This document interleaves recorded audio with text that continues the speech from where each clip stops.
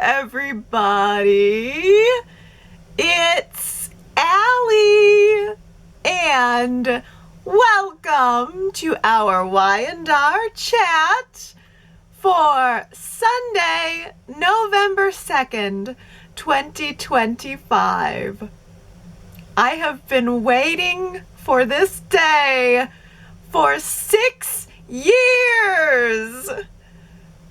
Chatters, friends, may I present to you The Fauna and the Flora, starring Victor Newmouse.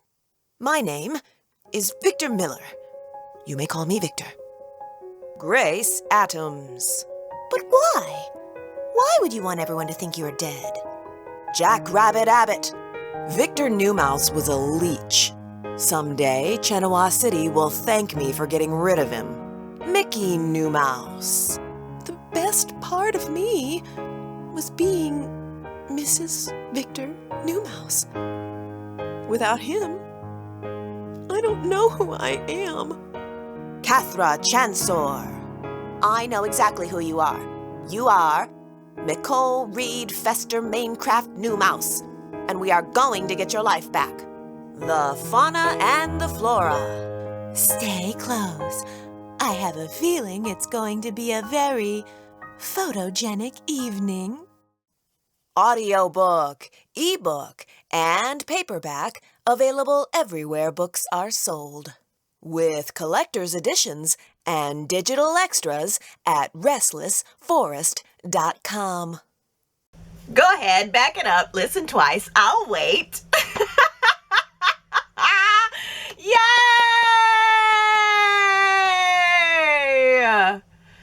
It's so good!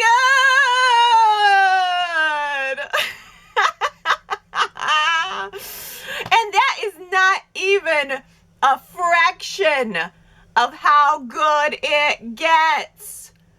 You will meet 20 different characters, all unique, all nuanced. You will attend a gala in the meadow. You will hear the original song, Restless Heart, performed by me, narrated by me, produced by me, published by me. Oh, I'm so excited. I'm just so thrilled. The audiobook, the ebook, and the paperback, they're all live, and they're all so different. The audiobook is really exciting and immersive. I'm sure you can tell. But I really feel like the paperback is very nostalgic and tactile, and it has its own inserts. And the ebook is so immediate. They're all so different, each of them, and I love them all so much. And they are all available on Amazon,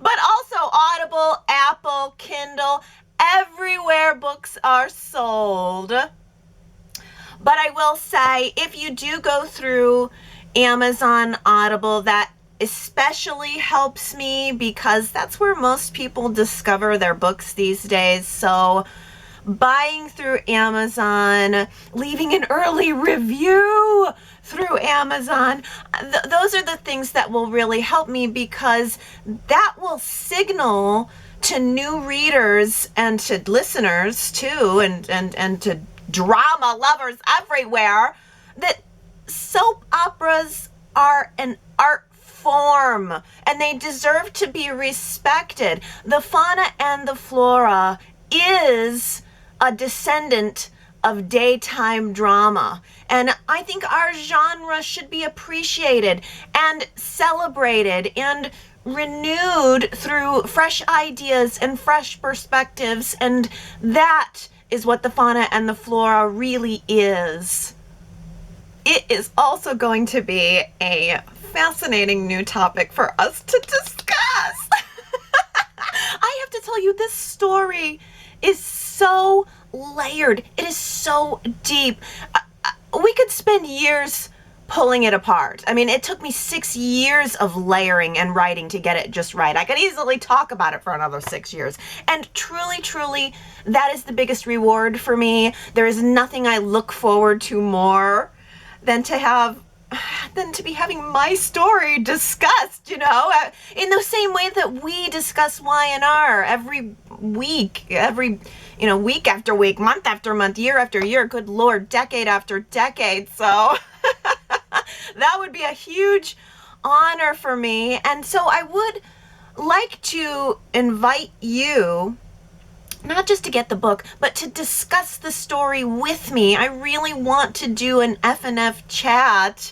And specifically, I'd like to discuss it while you're reading it. So there are two main places that you're going to be seeing a lot of me over the coming months. Number one is YouTube. I started an all new YouTube channel for F&F Chat with an all new background and in a whole new part of my house. Ooh, and I already have several videos posted there with literally dozens more to go, just waiting to premiere. That's where I'll post a lot of behind the scenes stuff. But the second place that I'm going to be is a private Facebook group that I created. And I'm going to treat that similarly as how I treat YRChat.com without having to start a whole website. But there's a lot of discussion tools there and a lot of ways to post there. And I figure a lot of people have Facebook. So I thought I would just create a cozy book club cafe on Facebook. Just some fun and friendly F&F chat. And starting on Friday, November 14th, that's 2 Fridays from now, I am going to be hosting a Restless read-along. So that's going to be a 5-week-long chat in the Facebook group where we can kind of read and experience the story together. You can read along at my pace, which is 1 act at a time, or you can just set your own pace and jump in whenever you want to. But either way, it will be fun, it will be friendly, just like Y&R Chat.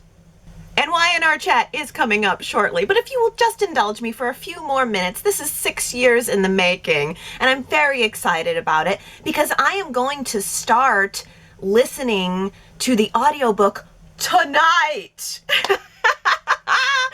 I have never tried Audible before, so I'm actually going to do their 99-cent Audible deal, and I'm going to buy my own book for 99 cents. I'm going to load it up, and I'm just going to listen to it starting tonight while I try to relax. So I feel like I will be listening right along with you, experiencing my story right along with you in the same way that we are experiencing Y&R at the same time. But I am going to try really hard to now not listen to it as the author, as the creator. I'm going to try not to listen to all the little things that I'm like, oh, I wish I could fix that. But I'm going to really try to experience the story as a reader and a listener, and I'm going to pull my paperback out and I'm going to really flip through it.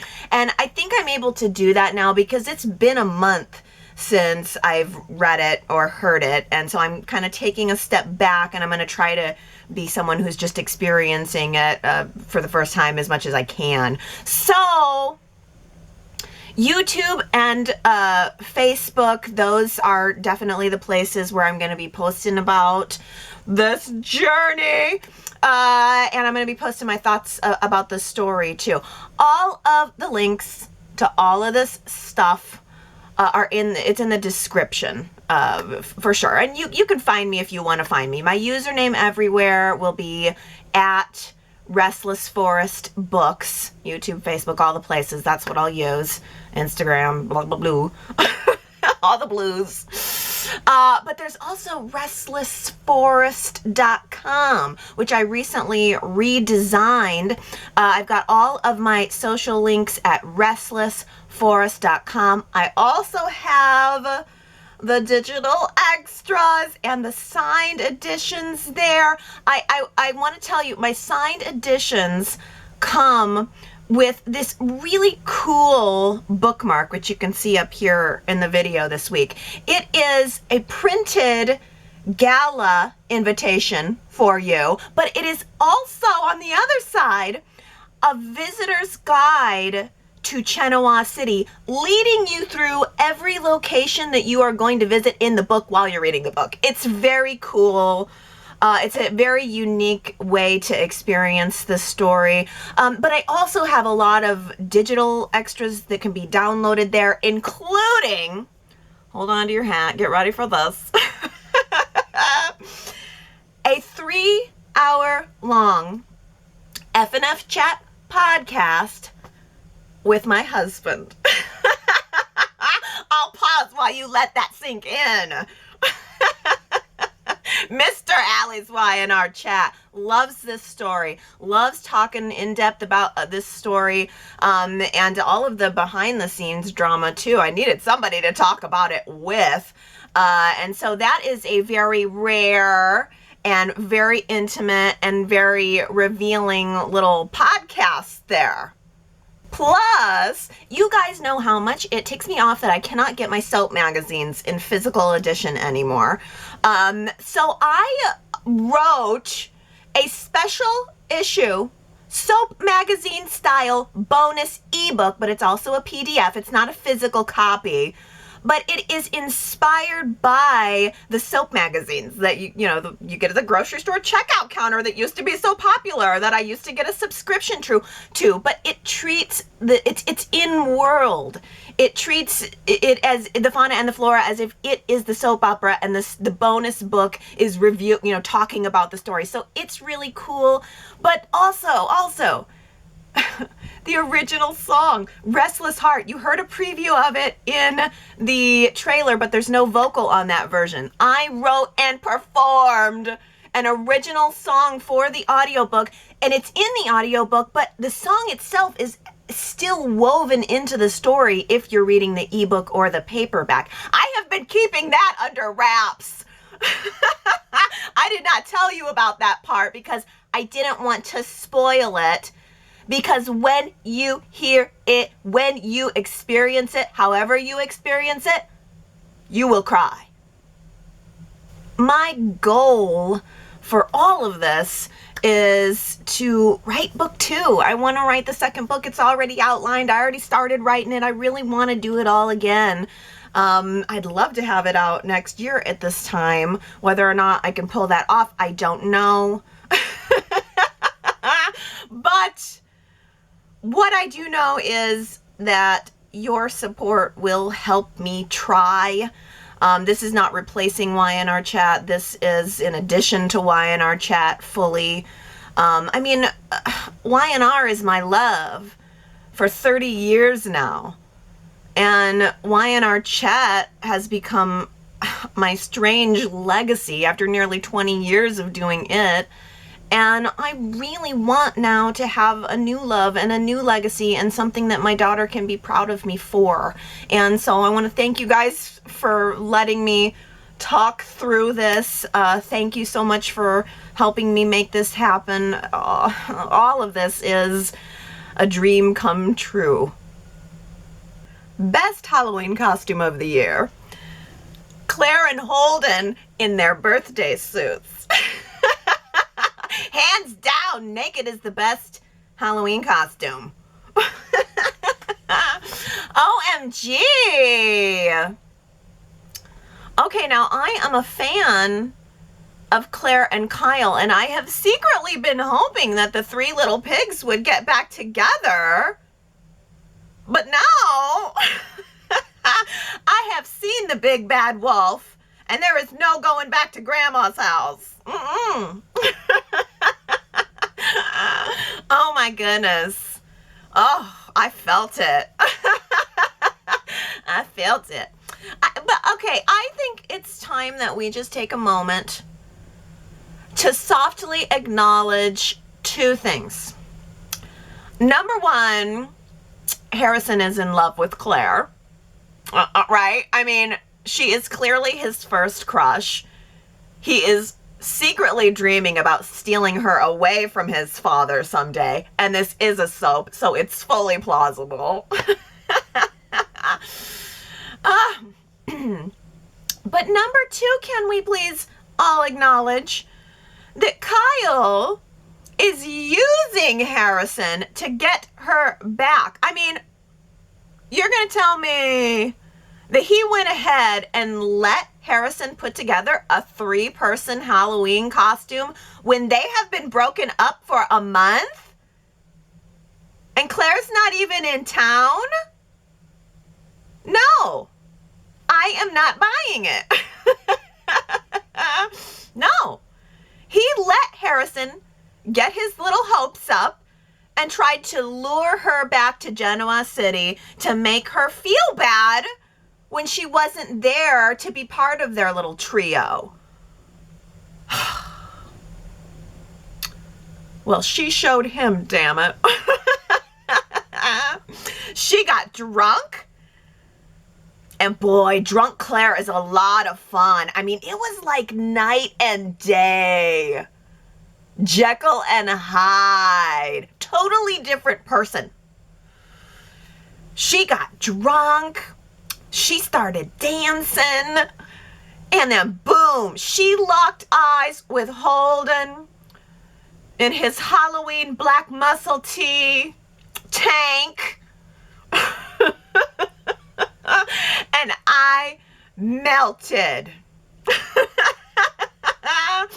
Oh, me and Claire were like, Kyle, who? Never again. Like, I cannot, yeah, never again. Not for a while anyway. Man. And when Holden told her that Kyle had come to the club to grill Sienna about him, oh, that was the final blow to the straw house. She huffed, he puffed, and they blew that house right in. Does Sienna know that she is married to a madman? I mean, somebody needs to get her a copy of the Ultimate Y&R Trivia book, now out of print. But that man is evil. And he looks evil, too. Y&R was like, we need someone who can look evil. And then Roger Howarth walked through the door. And they said, cast him. He's the one. Well, okay. Now, I have a lot of affection for the Matt Clark story. Not because it was not because it was uplifting. Let me just be clear about that. But because he was Nick and Sharon's first villain. Kinda. I mean, maybe Grace Turner could be counted as that. But, I mean, he was the first real evil villain. So they all went to school together. I mean, so that tells you this was early Nick and Sharon. And Matt raped Sharon. I think he might have even tried to rape her again later on. And what I remember most was that when Nick had found out about it, he didn't, he went and did his Nick thing and naturally went to punch his lights out. They got into this big fight. And I remember that during the tussle, Matt Clark, died. He died. And Nick went on trial for his murder. And I remember also that trial took, all summer. That trial was like the OJ trial, and it was at around the same time. It took forever. I specifically remember being like, when is this going to end? Because we all knew that he was innocent, and it was torturous. And in the end, Nick was found innocent. Still completely remember the moment of it being revealed. I remember the judge saying that he was found not guilty, and it's over. 30 years ago, I still remember that feeling. But it was also revealed that Matt Clark had staged his own death and faked the whole thing. And that might have been around the time he came back the second time. I'm pulling this from memory. I cannot be bothered to do research. But I'm mostly right. I know it.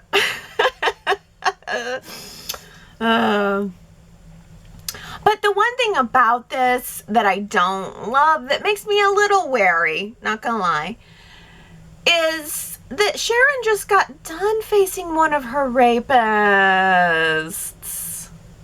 She's had 2 rapists, Matt Clark and Cameron Kirsten, and we've seen them both this year. It's a little drab, it's a little dark, it's a little much. I was kind of ready for a Nick and Sharon romance. Maybe that's where it's all headed. Maybe this is meant to bring them back together. But like, Sharon just went through the whole thing where she thought she murdered Heather. We watched her toss a body. I mean, and she did dispose of a body. And then we watched her being routinely drugged and having hallucinations. She spent some time in the sewer. And when the whole Cameron Kirsten thing was over, she was immediately again kidnapped by Alan Laurent. And now Noah's in a coma, and now boom, straight into a new torture, Matt Clark. I mean, I'm gonna remain hopeful. I'm sure he's not that person anymore. Of that you can be sure. He's not that person anymore. He's just a hot bad boy from Sharon's past that I'm sure Phyllis can't wait to sleep with.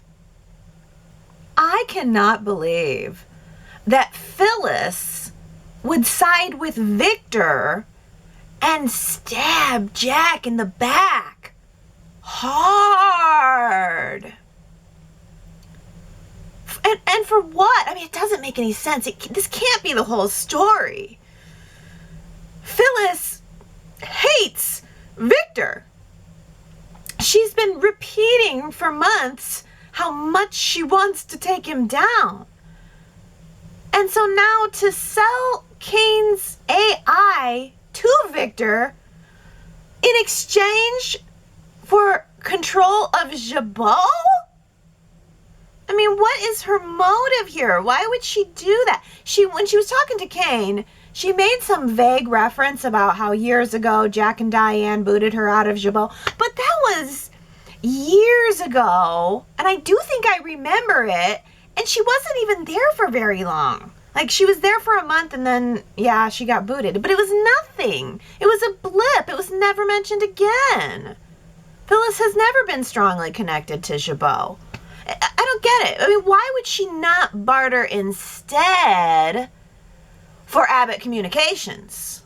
Control of Abbott Communications. I mean, that was the same situation, but at least it was more recent. I mean, Billy booted Phyllis, put his girlfriend in Phyllis's place, and he did it right after she got kidnapped and traumatized by the kidnapping by Alan Laurent. And I would think that she would want control of that company more than Jabot. What does Phyllis even care about Jabot? I don't even think I've heard the word come out of her mouth recently until now. All I've ever heard her say all year long is Victor, Victor, Victor. Get back at Victor. So why not just go with that? Why not do the opposite? Why not take the AI program and sell it to Jack and then try to take over Newman Enterprises? I mean, Phyllis wants to be top dog. She wants to prove how clever and resourceful she is. Well, then do it by taking down the king of the hill, the king of Genoa City. I don't know. Please tell me that that is her secret plan behind this all, and that Victor has just fallen for it. The bright spot about Phyllis and Victor taking over Jabot, though, I can't believe I just said that sentence. Phyllis and Victor taking over Jabot. I mean, Victor and Phyllis actually had breakfast together this week, or at the same time at the same table, and it was real friendly too. Victor actually asked her how she slept last night. No kidding. He said, "How'd you sleep last night? Did you have a chance to think about our deal?" It was too warm, too casual. But the bright spot about Phyllis and Victor taking over Jabot would be that we would definitely get some fun fireworks between Phyllis and Diane, and I kind of wonder if maybe that's the point. Maybe Y&R is wanting to feature our newly Emmy Award-winning supporting actress, Susan Walters, by throwing her character Diane front and center into the screen with something new to do. I mean, well, something besides like Jabot Classic, which honestly I would still rather see. I still kind of liked that idea a lot, the Jabot Classic, and she's mentioned it, but it didn't become a real story. But also, I'm siding with Diane and wondering if the AI is indeed as powerful as they think it is, or even if it exists at all. I don't know. Phyllis showed Victor a real nifty command prompt screen. Woo! It was like moving. It was like black and blue and moving. But that could have been a screensaver for all I know. Oh. Nonetheless, Jabot is in high alert. We're on high alert since Kane went ahead and told Jack and Diane that he suspects that Victor and or Phyllis are the ones who stole it. And then poor Kyle had to come and put his whole personal life on hold to come back and deal with the family crisis at the family business. I mean, can you imagine that? Having to work when you're busy trying to get your girlfriend back? Oh my gosh, did you guys see how beautiful Tessa looked the morning after her binge drinking and Daniel smooching? Oh my gosh, that scene was gorgeous. The morning light was falling through the window, cascading over her face like an angel. Oh. But in the inside of her head, oh, hot, sexy fantasy. Dang, I was like, this isn't happening, is it? Is it? I don't remember that. Turns out, no, it isn't. It didn't happen. The cops busted that dream up, figures. They were like, knock, knock, knock. The fun police at the door. But officer, I'm a married woman. That's what she should have said. That's what Sienna said when Nick accused her of potentially being involved with Noah. I'm a married woman. Daniel looked amazing the morning after, too. He had, like, messed up hair and 80s shades, like 1980s. I wear my sunglasses shades, slightly surly. I don't know, I kind of liked the loose version of Daniel. He was fun and cute. And then Tessa called him over to her hotel room after having the sexy dream, acting like, oh, I'm so sorry that this is happening. I'm so sorry, this is so awkward between us. But did you notice the big white bed back there? Wow, what a Halloween bash Connor threw. That kid he's becoming a real party animal and a great host. I mean, they had a bowl of grape eyeballs and spaghetti hair. I mean, oof, they really, threw an all ages bash there, because I'm sure the old grape eyes and spaghetti hair don't work on the older kids. And they were there too. Everyone was there, in fact. Faith, Lucy, Christian, all the kids we never see. All gathered round together with their hands in the spaghetti. Oh. With Adam and Chelsea passing out candy at the ranch. I'm going to go ahead and assume that Adam's costume was vampire. Since that's what he is. According to me. I would think that he might want to celebrate his vampirehood on the Halloween holiday. A little bit of blood on the lip. Left over from the knuckle sandwich that Billy gave him. That would give his vampire costume that added layer of authenticity. No? Anyone? Wow, I mean, that punch that Billy laid on him came from absolutely nowhere. I feel like that argument wasn't really even all that heated. I mean, nobody said anything new. Nobody said any, I mean, Adam was talking to Billy in the same way that he kind of always has. And there was just so little buildup. I felt like out of nowhere, Billy just snapped and popped him right in the mouth, right in the middle of our fine establishment, with very little provocation, I find. And then the best part was Adam he just kind of went on with his life, just kind of went on with his day. Like, what happened to you? Got punched today. Oh, cool. Well, would you like a fun-sized or a full-sized bar? Being around a disloyal, untrustworthy narcissist makes me prickly. I mean, them are fighting words. Being around a disloyal, untrustworthy narcissist makes me prickly. Who do you think said that? If you would like to find out, you should go to yrchat.com.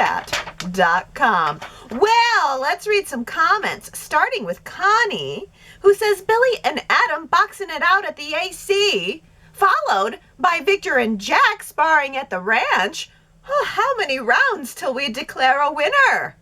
The Montagues and Capulets, or Hatfields and McCoys, have nothing on Genoa City for legendary family feuds, and I enjoyed watching the old rivals in action.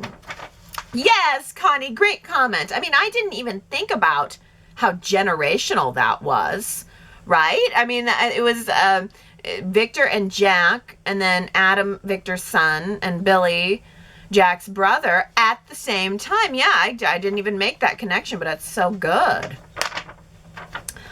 Russell says, I know Michael is thrilled to have breakfast time with Daddy, but for him to even consider to work with him again after laying out all the illegalities is outrageous. Lauren might as well kick Michael out of wherever they live right now. I don't know, where do they live? But I mean, Russell, thank you. Michael's dad fixation with Victor and his insecurity about why Victor called him, like, you don't really want me, you just want my services. It was all so weird and so clingy, and it just needs to stop. It needs to stop. Can we agree on that at all? Harrison's in love with Claire, Kyle's using Harrison, and Michael needs to stop with the daddy fixation. I feel like Y&R really took a wrong turn with Michael's character when they decided that he needed Victor to be his dad. Equals. I always considered Victor and Michael to be equals. I would like it to go back to that.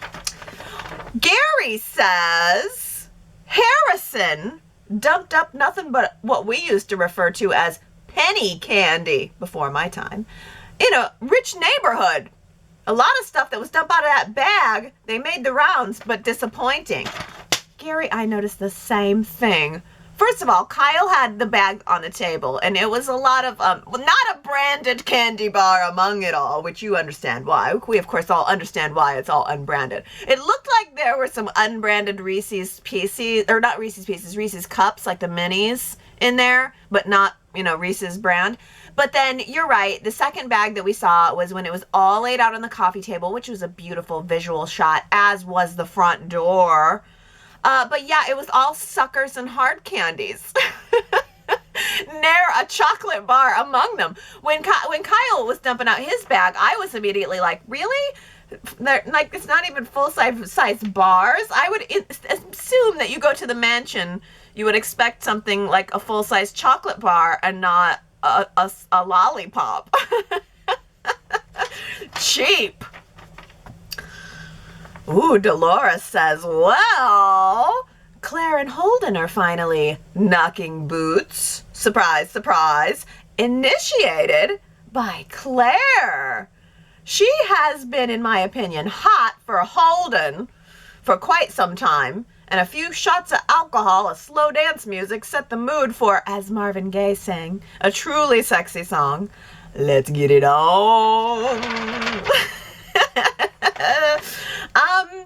I will say, Holden was being like overly gentlemanly when he stopped her.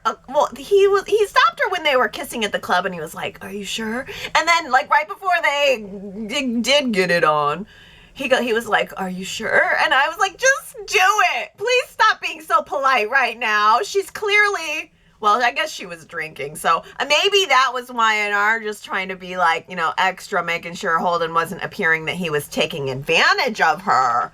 Yeah, probably, but I was like, just shut up and kiss her, go for it. Clearly. But I don't know. Now that I think about it, she was drinking a lot. Is she gonna regret this decision in the morning? Kamna says Claire and Holden are way more interesting than Claire and Kyle. I'm all for the triangle and the drama that will ensue, and then have a summer come back this winter. It is so totally different, and you're right, Kamna, that it's a great triangle because, Claire was a completely different person with Holden. They showed her such a vixen, and then they actually did this flashback to when Kyle was in LA just a couple episodes ago. And after having watched Claire really let her guard down and become this vixen, going back to her well, Kyle, if you may need to, her very tight self, her prissy sort of self, I was like, wow, this is such a huge change, which really does kind of make for a potential really great, interesting triangle. Who will win and which version of Claire will win? Oh, where was I? Yes, Robin says poor Kyle. Dressed up like a pig, sorting candy all night long in Pleasantville? I did feel sorry for him. I think he needs some revenge sex with Audra. And she will not be wearing granny panties. Ooh, Robin did not appreciate the lingerie that Claire had on. But, when Kyle finds out about Claire and Holden, you're right. He is going to have revenge sex with Audra, and that's going to be just as hot. I'm sorry, Claire and Holden had me in the club. Like when she locked eyes with him from across the dance floor, that is the moment that I got excited for them. I'm like, oh, this is actually an exciting couple. But Naomi says, I do not like the club in LA. It's making me think Morticia Addams helped with the decorating. Oh, that's such a good show to watch this time of year, the original Addams Family TV show. But I am sorry to break it to you, Naomi, but Sienna and Matt Clark actually have identical clubs in every state. So yeah, right now as we speak, their staff is setting up the Wisconsin Shadow Room. There's one on every continent, but also every state. So I'm sorry you don't like that set, but they're building an identical one in Wisconsin right now. I'll never let it go. Did you see what I did there? Victoria says, well, it's nice to see Victoria and Nikki comforting Sharon. They both have been mellowing to Sharon over the years. This certainly is the time to set all past differences aside and be good listeners. Now, let's get Sharon a change of clothes. I wonder what Nikki would choose for Sharon. Yes, this was very touching, and in fact, even though it's like, the whole induced coma and bandaged face reveal, it's all very kind of soap opera silly, fun in my opinion, but silly. There really have been some wonderful moments in here of, just Sharon, of Sharon and Noah, of Nick and Noah, of Nikki and Victoria supporting Sharon. So there have been some really great emotional moments in here.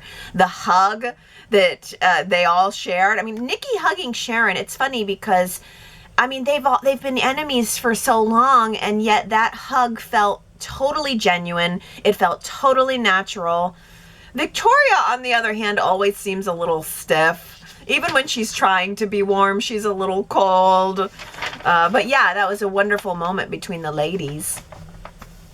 Oh, Tavi says, wow, Matt Clark is alive. Poor Sharon. He is the worst person she and Nick have ever faced. Ooh, Tavi, then you sound like a new longtime viewer. Thank you for joining us. I saw your comments a couple of weeks ago. Yeah, please keep coming back. I love that because that means you would have been watching in the mid 90s and or early 2000s. Now, I saw some people who are like, I don't remember Matt Clark. And I've seen some people who say, yes, I do. And I thought, you know what? Let's do a poll on that this week. I'm curious to know if you remember Matt Clark. Are you someone who was watching in the mid 90s and early 2000s and remember this guy? Or is this all new to you? YRChat.com is where you can cast your vote. Now, Daisy says, I love that Roger Howarth is on Y&R. He was in General Hospital. Wait, I gotta pause there because I think he was also on One Life to Live, right? I'm not familiar with him, honestly. Y&R, Bold and Beautiful, Days, those are mostly, and a little bit of General, those are mostly what I ended up seeing, but not the others, not for quite some time. But Daisy loves his work, and a lot of people seem excited about him. But Matt Clark, I know that he raped Sharon years ago and tried again years later. I'm looking forward to seeing her kick him in the groin before she slaps him in the face. Noah's not his child, right? Oh, Daisy, I think Noah definitely would have been born well after, significantly after all of that. But Matt Clark certainly could have run Noah off the road if he found out that Sienna was having an affair with Noah and then turned around and found out that Noah was Nick Newman's son. Where does that other cop play into all of this? The guy that was pretending to be a cop, because I thought he was going to turn out to be Sienna's husband. I was waiting for that twist. Maybe he was the red herring? I don't know. Oh, Jamie says, Matt freaking Clark, OMG, sweeps are off to the races. Next up, please let my girl Phyllis be planning an epic double cross move on Victor. Red has me glued to my screen. Please, the powers that be, throw this soapy gem of a character an awesome win. May the phoenix rise again.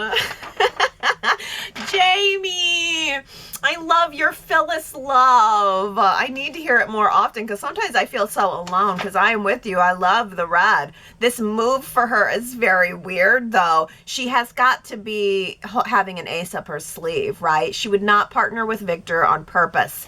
Tell me that, Jamie. Tell me it can't be true. Oh, Tina Cole says, I wonder if the Kane and Phyllis romance is being pushed, as I heard the actress playing Lily is expecting and will be off on maternity leave.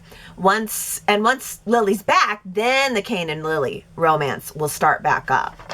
I had the same thought, Tina Cole. I agree with you 100%. I think the Phyllis and Kane thing is a side jaunt. I don't know if it's ever even going to come up. I could see Phyllis hooking up with Matt Clark. That's what I could see. But I think you're right. I can't believe they're finally admitting that Crystal Khalil is pregnant. But I was thinking the same thing, that she's got to be close to going away on her maternity leave, and that maybe the Phyllis and Kane thing is more just a little bit of an in the meantime until Lily gets back and can resume her romance. Because clearly he was brought on for her. Oh, Russell says Daniel and Tessa have wonderful chemistry. They are so great together. Poor Mariah, though. Tessa has been begging Mariah to open up for a long, long time, maybe 6 months or something. She's made no progress at all, and Mariah is even further away now.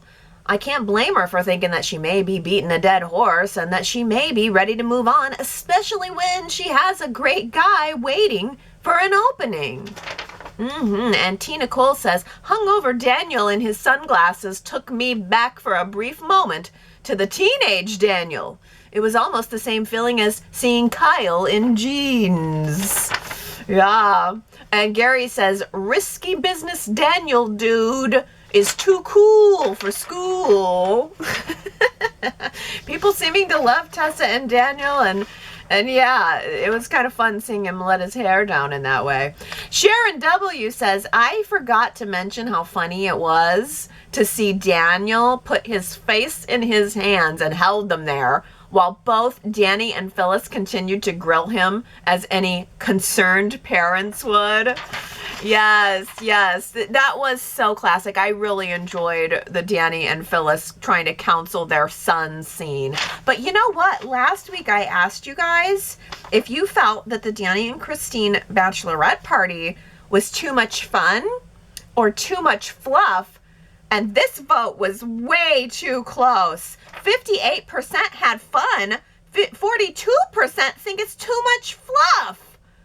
Oh, I can't believe it. I'm with Connie, who says wedding plans are always fun.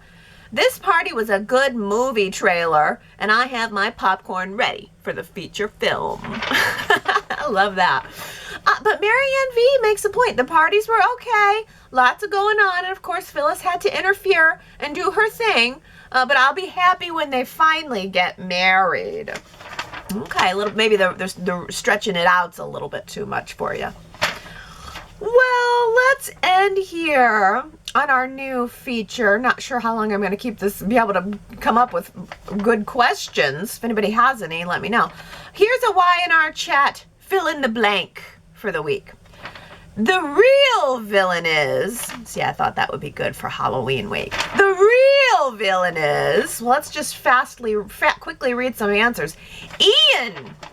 Okay, I have to pause there. I can't do it fast because Ian, yes, he is probably the real villain. But how many weeks do you think it'll be before we see Mariah again? Let me ask you that. How long till we see Mariah again? And will we ever get a follow-up on the Ian stuff?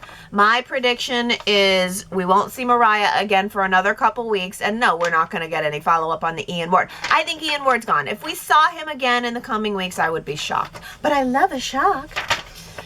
The real villain is Lily. Victor. The real villain is Tracy's ex-fiance who nearly succeeded in killing both Phyllis and Sharon. Yeah, boy, we've mentioned him a couple times this week. Alan. The real villain is Kane's AI program. Oh, I think that might be my favorite answer. That's a clever answer. The real villain is actually not human in this case. That is smart. That is true. The real villain is wine, then whiskey. Liquor, wine before liquor, never sicker. The real villain is Mitchell Bacall, a.k.a. Matt Clark. Wow, what good timing for Halloween week. We have a new villain to add to the list. Okay, everybody, that is a Y&R Chat. And thank you for indulging my F&F chat.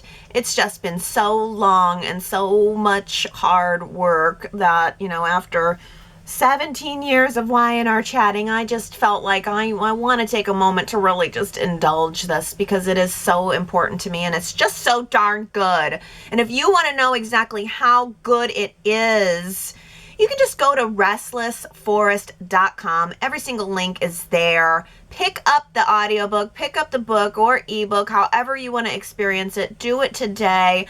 You will not be sorry, and you will be reading and listening along with me. So check out that Facebook group page. Just look me up. You know you're on Facebook. You can find me, Restless Forest Books, or just look up the book title or whatever. And that'll be a really good place for us to do some chatting, some F&F chatting about that. But, of course, I will be back here next Sunday to do our Y&R Chat forever and ever and ever. YRChat.com. Don't forget to vote in the poll, leave your comments and all that stuff. And I will see you next Sunday, but I will be listening with you later tonight. I love you guys. I hope that you have a wonderful, wonderful week, and I'll see you next time. Thank you. Thank you again. Bye.